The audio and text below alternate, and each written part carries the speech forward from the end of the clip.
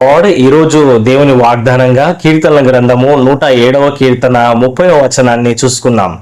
వారు సంతోషించిరి, వారు కోరిన రేవులకు ఆయన వారిని నడిపించెను. దేవునికి స్తోత్రం, మహిమ కలుగును గాక. దేవుని యందు మన సంతోషం ఉంది, దేవుని యందు మన ఆనందం ఉంది. ప్రభువు మనల్ని నడిపిస్తాడు, దీవిస్తాడు.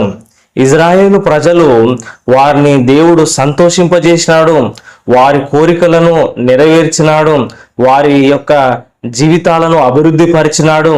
దేవుడు వారిని నడిపించినాడు, ఆశీర్వదించినాడు. హల్లెలూయా.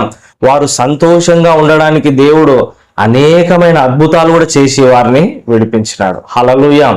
ఇజ్రాయేలు ప్రజలు బానిసలుగా ఉన్నారు ఐగుప్తు దేశంలో.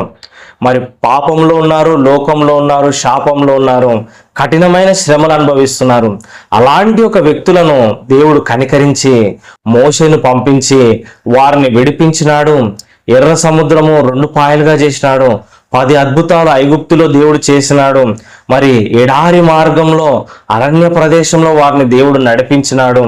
వారికి దాహమైనప్పుడు నీళ్ళనిచ్చినాడు, సమృద్ధిగా ఆహారం ఇచ్చినాడు.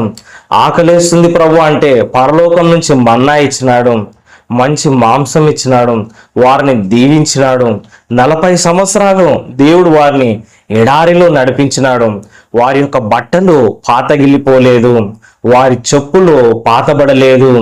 దేవుడు వారిని కాపాడినాడు. పగలు మేఘస్తంభంగా ఉన్నాడు, రాత్రి అగ్నిస్తంభంగా దేవుడు ఉన్నాడు.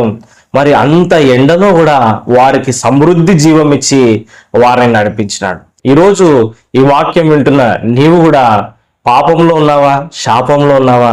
దాని నుంచి నువ్వు బయటికి రావాలి. యేసుక్రీస్తుని హృదయంలో చేర్చుకో. ప్రభువా నాకు సహాయం చేయని ప్రార్థన చెయ్యి. ప్రభు నిన్ను నడిపించే దారిలో ముందుకు నడువు. మరి నువ్వు ప్రార్థన చేసుకొంచు మందిరానికి వెళ్తూ దేవునికి సాక్షిగా ఉండు. దేవుడు నిన్ను నడిపిస్తాడు, దీవిస్తాడు, మంచి ఆరోగ్యం ఇస్తాడు, నిన్ను కాపాడుతాడు, సమృద్ధి అయిన జీవం ఇస్తాడు. నీ దుఃఖాన్నంతా ఆయన తీసేస్తాడు, నీకు కాపుదలనిస్తాడు, నిత్య జీవం వరకు నీకు తోడుగా ఉంటాడు. నీ సంతోషంగా ఉండడానికి గొప్ప అద్భుతాలు దేవుడు